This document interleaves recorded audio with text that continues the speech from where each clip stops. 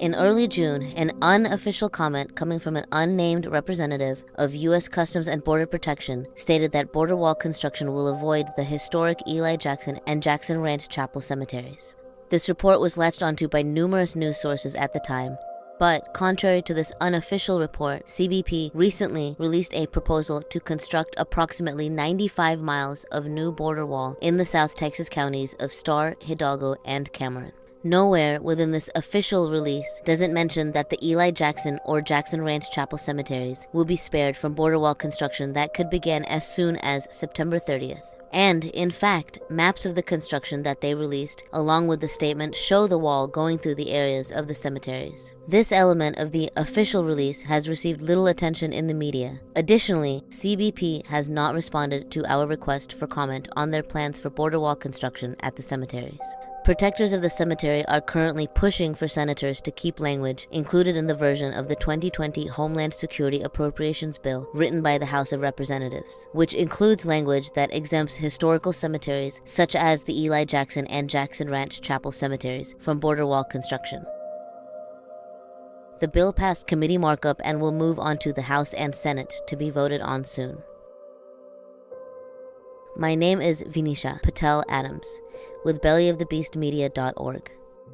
Through the creation of this piece, I lived for over half a year at Yalui Village at the Eli Jackson Cemetery, alongside the Esto'k Gna peoples of the Carrizo Comecrudo Tribe of Texas, who are protecting the resting places of their ancestors and relatives, as well as their sacred homelands of Somisek from border wall construction. Most of the singing you will hear is by Krista Mancias, the next tribal chair of the Carrizo Comecrudo Tribe of Texas. This audio piece was produced for the Indigenous rights magazine Intercontinental Cry and was adapted from an article by another resident of Yalui Village, Garrett Blair, for intercontinentalcry.org. This is Resisting the Border, Part 1. Shama piquis, shama piquis, shama piquis, colma semicle. Shama piquis, shama piquis, shama piquis, colma semicle. The Esto'k Gna Nation, also known by their Spanish given name, the Carrizo Comecrudo Tribe of Texas, are indigenous to both sides of the Rio Grande and throughout so-called Texas, northern Mexico, and eastern New Mexico. The Esto'k Gna call this land Somisek. Today, the 1,600-member tribe is fighting for a future that resembles their past, one devoid of borders. In South Texas, the Rio Grande, a river held sacred by the Esto'k Gna, marks the international border of the United States and Mexico. 2 miles north of this sacred river lies a quarter-acre plot of weathered headstones and crosses, the Eli Jackson Cemetery. There are about 150 people buried here, including freed slaves, ancestors of the Esto'k Gna, and World War I and II veterans. The cemetery lies just a few yards south of the earthen levee where the border wall will be built. The Eli Jackson Cemetery is at risk of destruction and desecration as it lies within the border wall's planned 150-foot enforcement zone.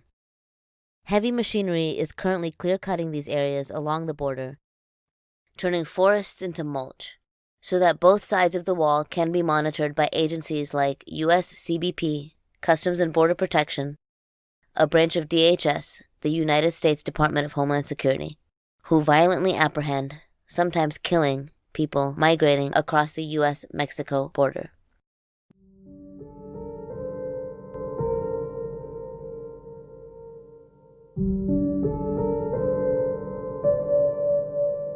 Since January 2010, at least 90 people have died as a result of an encounter with United States border agents, with many more brutalized, sometimes causing life-altering injuries, as recorded by the Southern Border Communities Coalition. One of those people, Claudia Patricia Gomez Gonzalez, a 20-year-old indigenous woman from Guatemala, had made the nearly 1,500-mile journey to the United States in order to pursue a job as an accountant and earn money for her college education. She was unarmed when she was shot in the head and killed by Border Patrol agents in Rio Bravo, Texas.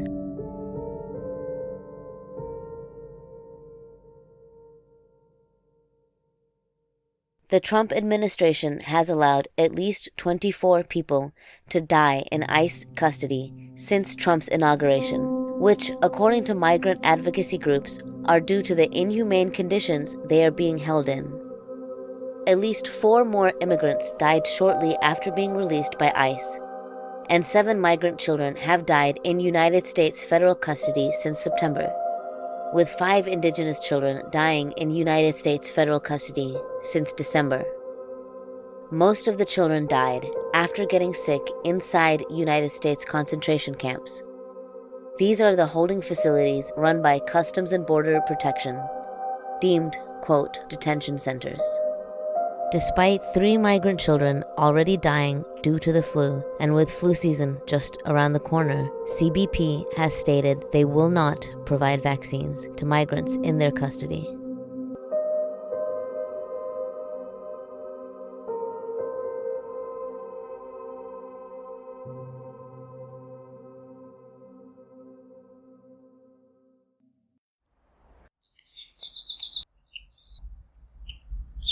North of the Rio Grande River, in so-called Texas, the Esto'k Gna have started to rebuild their ancestral villages in the way of the border wall, and in opposition to the continuing legacy of colonization by the United States. The village is called Yalui, which means butterfly, in the Esto'k Gna language, hokum, in honor of the butterflies whose habitats will be destroyed by the border wall if it's allowed to be built. Yalui village is on the grounds of the ELI Jackson Cemetery. The fight is in the courts as well. Earth Justice, an environmental law nonprofit organization, is representing the Esto'k Gna and other descendants of those laid to rest at the cemetery, like the Ramirez family, who you will hear from in part 2 of this piece. Together, along with several other organizations and one private property owner, they have filed a lawsuit to stop the wall from destroying the cemetery and other areas. Dr. Christopher Basaldu is an anthropologist and a member of the Carrizo Comecrudo tribe. He has been a resident of Yalui village for the last 6 months, living out of his tent at the Eli Jackson Cemetery in defense of the ancestors laid to rest there and at the Jackson Ranch Chapel Cemetery. That's just a short walk down the street. The birds in this region are the most diverse avian population north of the Mexican border. You can hear some of them singing at Yalui village during our interviews. The goal is to stop the wall. The goal is to make sure that this cemetery is not destroyed, that this cemetery and the chapel are not damaged or even threatened. The goal is to educate the public about the importance of these historic sites, about Indigenous and Aboriginal history, meaning the Esto'k Gna people, to raise awareness about how humble people, whether they're tribal members or not, would be severely detrimentally impacted by the proposed wall and the accompanying proposed border enforcement zone. There are other powerful entities that were threatened by the proposed wall that have been able to fight the wall because they have access to resources. In this stretch of land here, there are people that don't have resources. The tribe is trying to stand up and give voice to the people who are deliberately silenced in this process. So one of the things that the tribe wants to do is to help educate the general public and remind people that it's a lie from Texas history and American history that there were no Aboriginal people in this area, and that the Aboriginal people of this area still exist, and the descendants of the Aboriginal people in this area still exist, even if they may have forgotten. As Dr. Basaldu explains, Carrizo and Comecrudo are Spanish given names. In the tribe's language of Hokum, they are Esto'k Gna, or human beings. Esto'k Gna is the people's name for themselves. It literally just means human beings, or the human people. But the Spanish names Carrizo and Comecrudo, those are words that were used by Spanish invaders and Spanish colonizers to describe the Aboriginal people here in the Rio Grande Valley and on the north side and southern side of the Rio Grande River. Carrizo is just the Spanish word for a particular type of reed, which is actually not an indigenous plant, but it's an invasive, which I find very interesting. The invaders gave us a name for the invader name for some of the Esto'k Gna, the human people, is to name them after a reed which was an invasive species. Comecrudo is far more insulting. the intention of the Spaniards was to describe particular clans or villages of the human beings as so uncivilized that they would eat food raw. That's what Comecrudo literally means, is eating raw food. But of course, these are the names that the invader and the colonizer uses for their perception and their records in order to describe Aboriginal people. The name or the words Esto'k Gna just means the human beings. Now, beyond that, there were clan names. Even though all of this is sacred homelands to the Esto'k Gna, there are certain clans that would live in different areas. Shama piquis, shama piquis, shama piquis con masemicle. The Esto'k Gna were one nation with many bands and clans. These bands lived in different villages and areas within their homelands of Somisek. Yalui village at the Eli Jackson Cemetery is on the grounds of the ancestral villages where the Crane, Canyon, and Bear clans lived. Mariposa village, which the tribe set up at the National Butterfly Center in so-called Mission, Texas, is in the homelands of the Cotoname band. This village was also set up in the path of border wall construction. The bands of the Esto'k Gna were nomadic, moving up and down the Rio Grande to allow resources to naturally replenish themselves, constantly moving their villages, which elsewhere in Somisek was dependent on how far water was. The Esto'k Gna burial grounds and artifacts are all along the river. They are fighting for their ancestors buried all along the banks of this sacred river, known to them as Ahumataumatail, or the Spirit River. Shama piquis, shama piquis, shama piquis con masemicle. As Spanish colonizers came into these lands in the late 17th and early 18th centuries, they enacted a system of missions to convert the indigenous population to Christianity and to Spanish culture. They were not only forcing the indigenous population to convert to Catholicism, these colonizers also exploited their labor. In the background, you hear Makwade, a resident of the village from the Sac and Fox Nation, who has joined the Esto'k Gna in defending these lands. He is singing and praying as we interview Dr. Basaldu at Yalui village. Because under Spanish colonization, one of the systems of colonization that Spain enacted in the so-called New World was the encomienda system, which, in broad strokes, general history, under the rulership and the authority of the unified kingdom of Castile and Aragon, what we now think of as modern Spain, the crown would grant an encomendero, a male, and if we want to get really specific, a straight European male, ostensibly straight, the crown would grant the encomendero an encomienda. And an encomienda was organized and granted through the colonial government, but from the crown. And the basic concept is that the encomendero was granted or given all of the land within the boundaries of that encomienda, but the human beings that were already on that land become his labor. So if he wants to build his hacienda, he has the labor already there. Starting in 1767, prior to the existence of the Eli Jackson Cemetery and the Jackson Ranch Chapel Cemetery, this land functioned as an encomienda under a Spanish royal land grant known as Porción 71, awarded to Narcisco Cavazos. You have to force these human beings toward you with support from the crown and support of military forces or mercenary forces. People were forced at gunpoint or tortured into obedience to work plantations, build roads, or build houses under the authority of the encomendero within the encomienda. So the sad thing is that from the Spanish perspective, they were viewing native people as subhumans and basically just property. They were just living human property that can be forced to do whatever it is they needed to do. Now, encomenderos were granted that land under the requirement that they convert those human beings. They had to provide for the religious education of Native and Indigenous people. They were required to do it. They had to do it. And so the encomienda system, in a lot of cases, included arrangements and agreements with religious Catholic missionaries. And part of a powerful encomienda with an hacienda, basically a feudal lord, basically the same pattern as feudalism. They were supposed to make sure that they had their churchmen, their clergymen, in order to build missions. Well, of course, the labor of building that missions was still native people. It was still indigenous people. So native people were required to build the instruments of their ideological programming, forcing them into a foreigner's religion, because Christianity is a foreign religion. It has no inherent right to exist on this land. The Esto'k Gna have an inherent right to live on this land, and the Esto'k Gna have an inherent right to live their lifeways. But Christianity has no inherent right to exist in this hemisphere. But the force conversion, and then later people being in the habit of converting and understanding Christianity, has pushed out the lifeways that were there originally. The Buffalo Calling Song.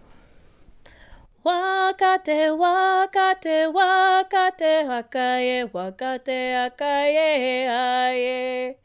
Kene nana wazuhe, kene nana wazuhe, wakate, hakaye, aye. Wakate, wakate, wakate, hakaye, wakate, hakaye, aye. Kene nana wazuhe, kene nana wazuhe, wakate akaye haye. Wakate, wakate, wakate akaye, wakate akaye haye. Kene nana wazuhe, kene nana wazuhe, wakate akaye haye. Wakate, wakate, wakate, hakaye, wakate, hakaye, haye. Kene nana wazuhe, kene nana wazuhe, wakate, hakaye, haye. The Esto'k Gna people and their lifeways are still present in their homelands, despite European colonizers' attempts at complete erasure of the indigenous peoples of South Texas through generations of genocide and broken treaties. The Esto'k Gna continue to resist colonization, rebuild their villages, and claim their connection to these lands. Back to this concept of colonial genocide, colonizers were forcing human beings to give up their lifeways that were given to them by Creator, give up their languages that were given to them by Creator, and no longer live in such a way that they had for generations and for centuries, and to live in constant, reciprocal, respectful relationships with all other living beings around them in their homelands, through prayer, through song, through ceremony, through offerings. And they were forced to completely transform their economy, their sense of place. They were to give up their ceremonies and take on the ceremonies of their torturers and abusers and colonizers. All of this was done and justified in the minds of the colonizer that native people were subhuman or inhuman or demonic. And the economic, the political, and religious forces of Europe come together in colonization in order to completely transform native people at the individual level and communal level into being second or third class Europeans on land that isn't European. Eurocentric colonization creates the history of white supremacy by saying that Aboriginal peoples in the Americas must change, convert themselves, not only religiously, but their lifeways, to all of the institutions and structures that are Eurocentric, and therefore it places Indigenous and Aboriginal peoples in this unequal power system where they're always going to be unequal because they're not the people creating the rules. It's the Eurocentric genocidal consciousness that's creating the rules. These Eurocentric rules Dr. Basaldou is talking about function to further disenfranchise Indigenous peoples, including Black Indigenous peoples forcibly moved through the violent history of slavery, and other people of color. Rules of education, environment, religion, politics, beauty, nearly everything in society. Okay, yeah, so human beings come into this area, and the original people, descendant after thousands and thousands and thousands of years, are the Esto'k Gna for this land, for this area. And being in a homeland means that the people continue the relationships with their homelands and live in their homelands as Creator intended them to. live in their homelands. And they live in these relationships not only with each other, with human beings, but they live in relationship to the land itself, the spirit river, the sacred river, the waters, knowing where there's drinking water and the difference between non-drinking water, non-potable water, having the proper respectful relationships with other animals, which are also sentient beings, right? And other plants, which are also living beings with a spirit. And on top of that, a lot of these different relatives, plant relatives and animal relatives, have power or have medicine or have knowledge that help the people have a better life.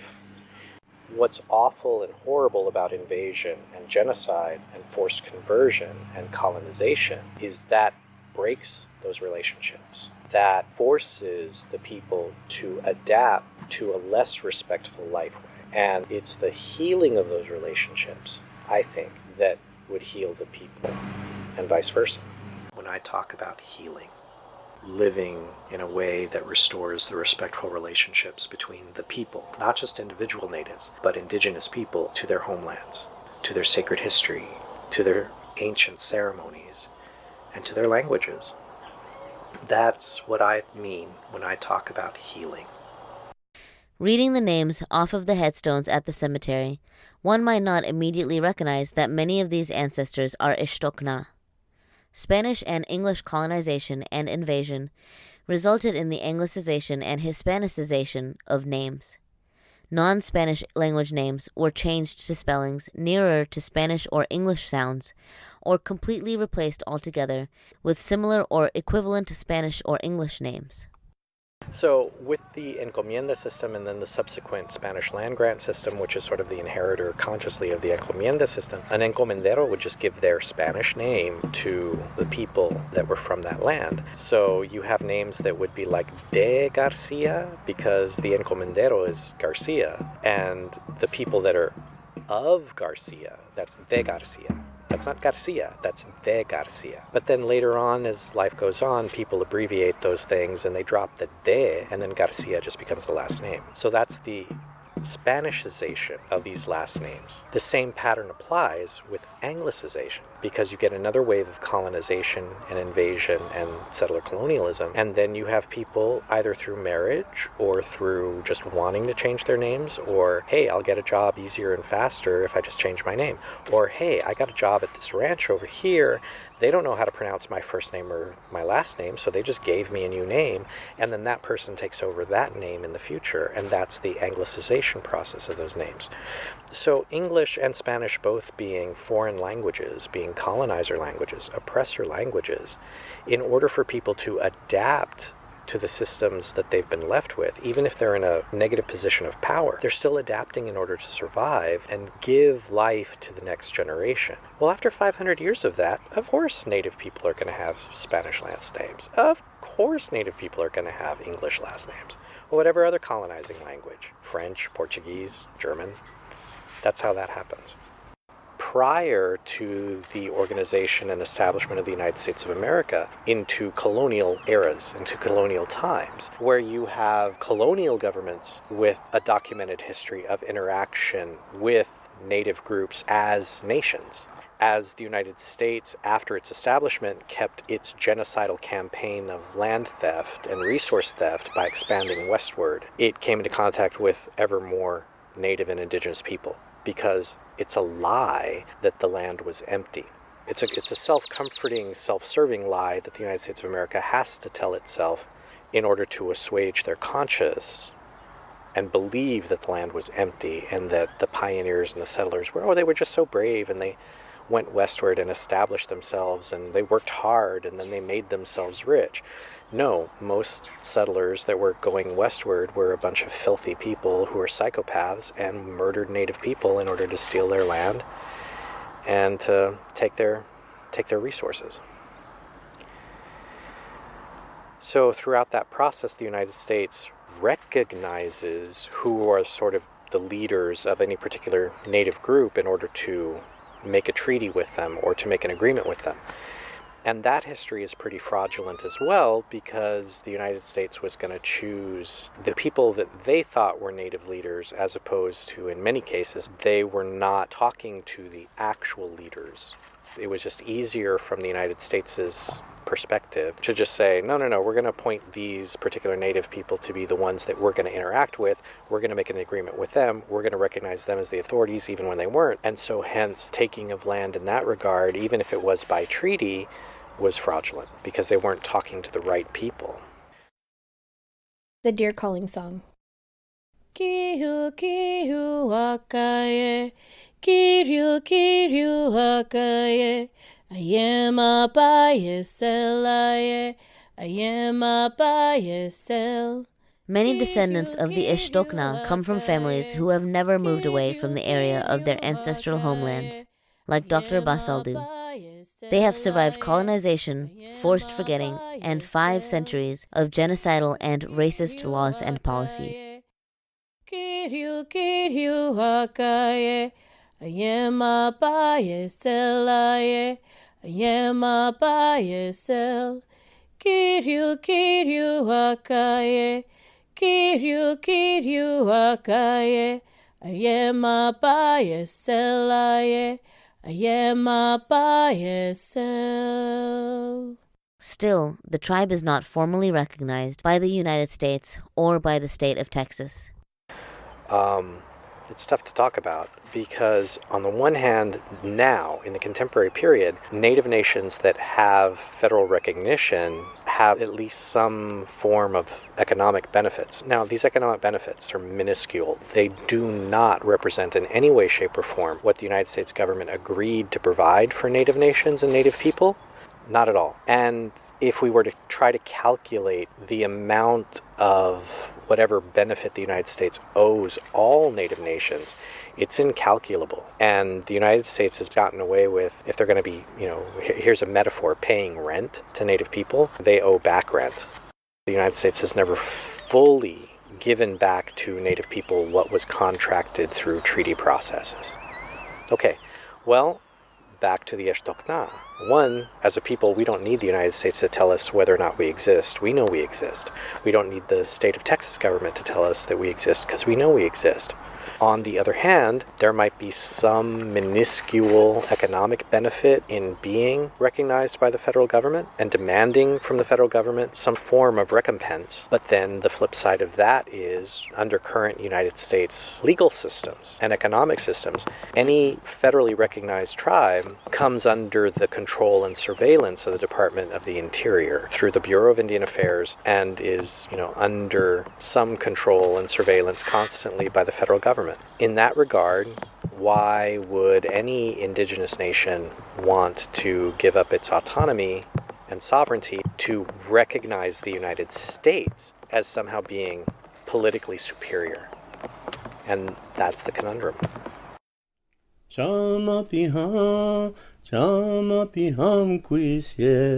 This is Juan Mancias.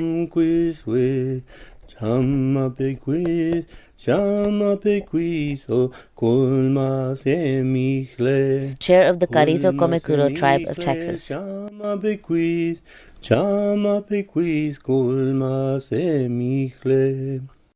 Juan is a descendant of Manuel Cavazos, sole survivor of the 1857 Devil's River Massacre in Texas, another lie by Texas and U.S. history, which calls the massacre the Devil's River Battle. Juan has spent his life fighting the environmental destruction of our Mother Earth, advocating to stop fracking, fracked gas terminals, and new oil and gas pipelines throughout Texas. He also educates people about the Esto'k Gna's lifeways and teaches the Hokum language. He is one of many members of the tribe who lead the Esto'k Gna people's struggle to stop the border wall as they rebuild their ancestral villages along the sacred Rio Grande. My name is Juan Mancias. I'm the tribal chair. That's my title for the Carrizo Comecrudo Tribe of Texas. And I'm here at the Eli Jackson Cemetery, or Jackson Brewster Cemetery, which is a Texas historical site that's being threatened by some ignorance of a wall. And I think it's, again, another part of oppression and ethnic cleansing and trying to accommodate a sick colonial mentality. The place here was called El Capote. We as the original people of Texas have Aboriginal inherent rights to this area. The indigenous communities in this area before colonization, where Yalu'i village stands now, was called El Capote by the Spanish colonizers when they came to Sumisec. And so we have a duty to the ancestors that we finally have started to implement, because many of us have been able to understand and get an education of what has happened in the United States toward Native people. And knowing that we are people of Native descent, especially of this area, and those of us who have been able to maintain some of the life ways and are recognized for, some of the medicine that grew in this area and that has been oppressed as well. Calling the medicine song. Kupayema, Panayowe, Panayowe. Kupayema, Panayowe, Panayowe. He's referring to the sacred medicine of the Esto'k Gna, Kop.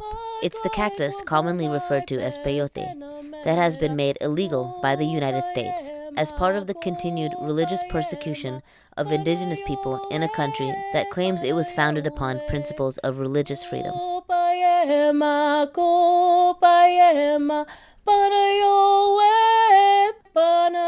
We are speaking out for our sacred sites. We're only focused on one thing here, and that's the wall, and we're talking about building these villages to be able to do that.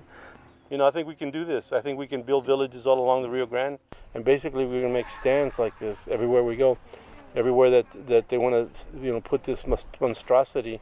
But we got to stop it. I don't think people realize that from where the levee is right here to where the river is, where the imaginary border is, it's over almost 2 miles, because this wall here in Texas is not going along the Rio Grande, and that imaginary line is in the middle of the Rio Grande. People need to understand that you're being lied to, and Texas needs to realize that it's got to implement its states' rights against the federal government in this case, and say, no, you can't do this anymore. Mm-hmm. And then in terms of the effect on the environment that the border wall might have the proper environmental impact statements been conducted to do this construction? No. Like I said, their due diligence isn't great. This is stupid. And ignorant, and to let it happen is a lack of education. The Esto'k Gna are worried that the construction of the U.S.-Mexico border wall will unearth the remains of their ancestral artifacts, not only at the Eli Jackson Cemetery in so-called San Juan, Texas, but at ancestral burial sites and villages all along the Rio Grande. This area, including the levee that the border wall will be placed on, is no stranger to the desecration of human remains. All the children and our people's ways. I can't tell you how many sacred sites have been looted over the last 150 years just to build even the levee that's here next to us. They were digging the canal and the levee here, and they were throwing bones to the side they were nothing. There's been this mentality because of Texas promoting ethnic cleansing of Native America in Texas has kind of set up a void in here. They do whatever they want to here without doing any due diligence. Again, if they find bones, they don't have to tell anybody. In other words, they're going to loot it. They're the ones looting. They're the criminals, So they're waiving the law to break the law. We know because there's Border Patrol agents that have retired or have quit and brought back, arrowheads and other things that they've looted along the way. What they're saying to us is that nobody exists here. I will fight forever, forever I will fight. I will fight forever to bring light through the night. We'll remember all our warriors and our people's ways. I will fight forever, forever I will fight. I will fight forever to bring light through the night. We'll remember all our ancestors and our people's ways. We'll remember all our ancestors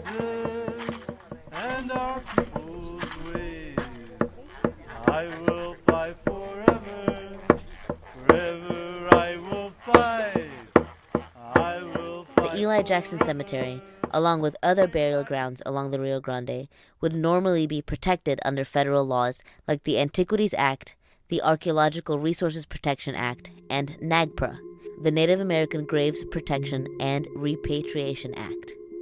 NAGPRA requires federal agencies to return unearthed remains and artifacts of indigenous peoples to their lineal descendants. However, former Secretary of Homeland Security Department Kirstjen Nielsen has evoked powers given by the Real ID Act of 2005's amendment to the Illegal Immigration Reform and Immigrant Responsibility Act of 1996. These two laws have a sordid history together. The first, the Illegal Immigration Reform and Immigrant Responsibility Act of 1996, was used to overhaul the United States immigration system, creating the U.S. deportation machine as it is today, and making it more difficult for immigrants to obtain citizenship. Then, almost 10 years later, in the name of the post-9/11 racist war against terror, the Real ID Act of 2005 made an amendment to this immigration law, changing what had previously allowed the waiving of two named federal laws to the waiving of all laws that interfere with the fast and efficient construction of barriers in the interest of national security. It states, quote, The Secretary of Homeland Security shall have the authority to waive all legal requirements such secretary, in such secretary's sole discretion, determines necessary to ensure expeditious construction of the barriers and roads under this section. This was used in order to waive 28 federal laws along the southern border, including NAGPRA, so that the Trump administration can continue upon the years of border wall construction already completed under previous administrations. These laws are vital to our environmental protection and are safeguards for historic sites and human remains. Due to this waiver, and without proper environmental surveys or community input, border wall construction happens completely outside the scope of federal regulations, resulting in neither the government nor the populace knowing the full ramifications of construction. Normally, anytime the federal government undertakes an action expected to significantly affect the environment, they have to go through the National Environmental Policy Act, NEPA, which means they have to complete an exhaustive survey of the impacts of those actions, often through use of environmental assessments and environmental impact statements. But NEPA has been waived entirely along the southern border. And so the impacts of this wall on endangered and threatened species, flow of water, and habitat connectivity have not been researched. If you don't know what a broken treaty is, when they waive 28 laws that protect your health, that protect your family, protect your future generations, that's what a broken treaty is. Those 8 laws that were waived are treaties. So they're breaking treaties. And we're talking about 1.5 miles from here where they're going to be digging up our bones. Later on, they can dig anything they want to in this land. There's a common denominator here. The bottom denominator is the land. The land's what owns us. And it owns that native part of who we are. And we have a duty and a responsibility to that land, because these are our ancestors. You're walking on them, not just because you see the graves behind you, but even out here where they've built these fields, there used to be nothing but forest out here. There's a deforestation that's occurred through the gentrification of the valley, of the delta here, and it's starting to happen all the way up the river. Border wall construction has already begun in so-called South Texas, in Somisek, lands of the Esto'k Gna. It has already caused environmental destruction of critical wildlife corridors and refuges. Only 5% of the native riparian, floodplain, and wetland habitats remain along the lower Rio Grande and its local tributaries. The border wall is planned to further destroy the remaining habitat by impacting over 13,000 acres of wildlife refuge tracts in Hidalgo and Starr County alone. The U.S.-Mexico borderlands is one of the most biologically diverse regions in North America. Stretching from San Diego, California, to Brownsville, Texas, there is a diverse patchwork of wildlife habitats, from the Sonoran and Chihuahuan deserts to the subtropical, semi-arid, and densely forested Tamaulipan thorn scrub in the Rio Grande Valley by the Rio Grande. The Rio Grande Valley in particular holds 11 distinct ecosystems, defying the singular image that many outsiders think of when envisioning the borderlands. Even though the valley holds one of the most diverse ecosystems on this continent, it has suffered generations of disrespect, resulting in massive habitat destruction. Since the 1930s, 95% of the native habitat in the lower Rio Grande Valley has been destroyed due to irresponsible U.S. corporate farming, big agriculture, and rapid urban development, trading in native biodiversity for monocultures as far as the eye can see. It is the surviving but dwindling 5% of native habitat that is under threat of destruction by border wall construction. The Eagle Calling Song. Bayuta peakai, bayuta peakai, bayuta peakai haye. Mesmate genki waye. Mesmate genki waye. Mesmate genki waye. So we're trying to make people understand to live with what they have and not destroy any more of what is around us because it's important to us. This whole area had abundance of native life, native fauna, native trees like the retamas and the huizaches, and of course the wildlife was all over the place. Everything's sacred. All this is sacred. All this is medicine to us. We used to make baskets out of the retama, and we used to use the huizache to make our homes. So it's all sacred. These trees here are native to here, the huizache and the hackberry. These are all needed for the woodpeckers and for the flickers and for the other animals that come through here that nest here, and also for the butterflies. So we had dances to the ocelot and to the bear and to the deer. We still have our dances. We stand up for our rights, especially for our original inherent rights of the land, to protect it, to maintain it, to preserve it. That means we're preserving our tribal identity as well. Bayuta peakai, bayuta peakai, bayuta peakai haye. Mesmate genki waye. Mesmate genki waye.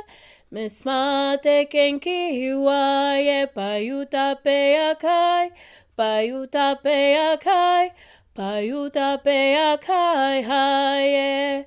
Mesmate genki waye.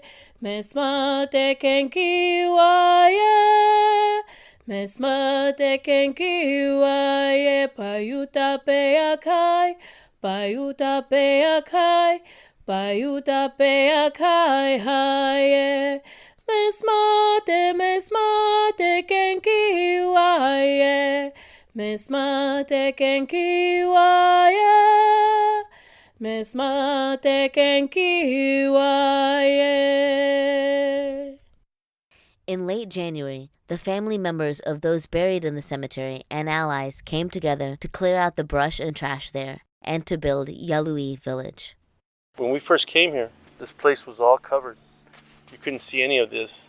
The only places you could see was over here in the corner, and we had to walk through high grass to get to the other graves. We didn't know that there was these many graves, and once we started clearing it, we started recognizing that there were other burials here. This is considered one of the freedmen's cemeteries here because it was part of the Underground Railroad. So we want to make sure that we emphasize these things of what we're doing here. We're really taking care of the things that are here, taking care of our relatives that are here. They're going to have to move us, some way or the other. We're not leaving here. Our direct action is that we're here.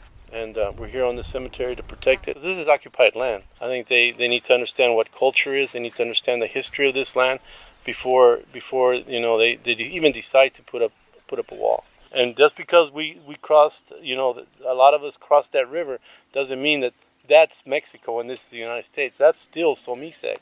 That's still where our people live over there. Our relatives live over there. So we haven't forgotten who our relatives are. We're not disconnected. All the way down to Tierra del Fuego, those are native people, and we have some connection with them in some way. There were trade routes all the way down there, all the way up to the Arctic Circle. There were trade routes. And that's documented with places where people would meet to trade, like the Fallen Timbers and Rescate Canyon up in South Texas, Paladuro Canyon. These are documented. We got to stop being colonized as native people. We are of this one people, We are of this one people of this land. There's an inherent right to migrate. If these people are coming and seeking asylum from being oppressed themselves, they shouldn't be oppressed here by people that really don't have any claim to this land. and want to make laws and then, constitute policy and make people criminals because they help people like that. If those people come across that river and they ask for asylum, they need to be given asylum, and that's the law. They still have the right to have asylum. That's every human right. The thing is that we understand the whole idea of inherent rights of migration, and we continue to speak about that because they only find it's okay for them to migrate from across the ocean and come this way, and that's fine with them. The thing that they're doing here is that they're just making it harder for us to accept that there's got to be some healing with this racist society that we live in. And the healing's got to start when they realize that they're the racist, and they are being awful to people of color. Mata ya haye kwampa, mata ya haye kwampa, mata ya haye kwampa, mata ya haye kwampa, mata ya haye kwampa, mata ya haye kwampa. Amato mete kwampa, amato mete kwampa.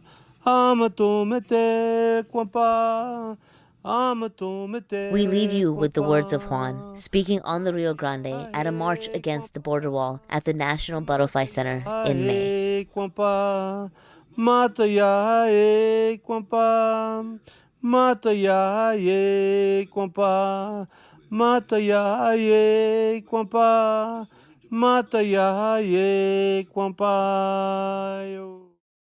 When they don't do due diligence, when they don't do a real understanding and a research of the history of this land, then it's oppressive to the people of the land. And it continues to be oppressive when you continue to become more generic about it. But there have been people living here for a long, long time. And all we're saying is we're here to help. We're here to collaborate with everybody. We're not here to say we're better than anybody.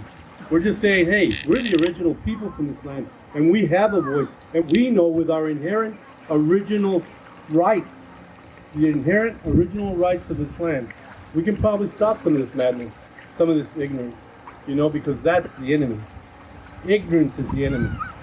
It consumes us all, and that's why it's important that you know who your grandfathers and grandmothers are, who your great-grandmothers are, who your great-grandfathers are, because that's the only way that you're going to be able to fight this enemy, is to stay alive and to continue that life 7 generations from now, 10 generations from now, because it continues to live. Because there's a language and there's a way of life that are called life ways that we live. We're not a religious people. We're a people that have a way of life. We don't have words for prayer.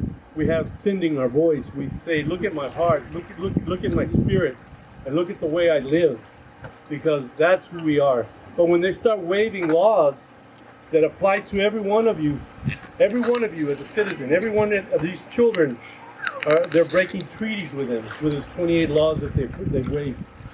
So if you don't know what a breaking of a treaty is, you as a U.S. citizen are going through broken treaties because they've waived those laws. The right to have clean water, the right to have clean air, the right to be able to cross and to hold these things sacred. These ocelots, the great egrets, the blue herons, all of these things need to be looked at and say, hey, I have a right to see that. My children have a right to see that. My grandchildren have a right. Each one of you is going through broken treaties right now with the ignorance that's out there. And that's the only way you can see it, because that's who the enemy is. And it's ignorance. And that's why we're here. This land, we don't own it. This land, it owns us. We are this land. The ancestors are here. The ancestors, where you're standing on my ancestors. For over 10,000 years, they've been part of this land. And that's why we stand up with you on all of this. They're disrespecting your relatives, and they're actually disrespecting my ancestors when they do that, and our ways of life. My spirituality lies in those tears, in that blood, and in that sweat that my people have given, so that I can say I am Esto'k Gna, so that I can say I am a Paeso, give life to everything that is here. And that's why we're here. And that's why this water is important. That's why this river to us is important. This we call the Spirit River, because we lived on both sides of this river. But now they've divided even that. They divided us all. We live in divisions, and we're okay with it. Well, all I can say is I'm here to collaborate and try to break down some of these divisions. And that's why we're here, and that's why we will always be here. Shama piquis, shama piquis, shama piquis, colma semicle.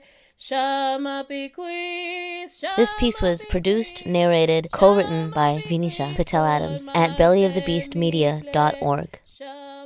Co-produced, co-written, and recorded by Garrett Blair on Facebook at Garrett Blair Journalism. Adapted from an article by Garrett Blair for the Indigenous rights magazine Intercontinental Cry. Thank you to the Esto'k Gna Nation, the Carrizo Comecrudo Tribe of Texas, for their time lent to this piece. To get involved or to find out more about their efforts in protecting their sacred homelands of Somisec from border wall construction for generations to come, go to Carrizo Comecrudo Tribe of Texas.org or on Facebook at Yalui Village or Carrizo Comecrudo Tribe of Texas.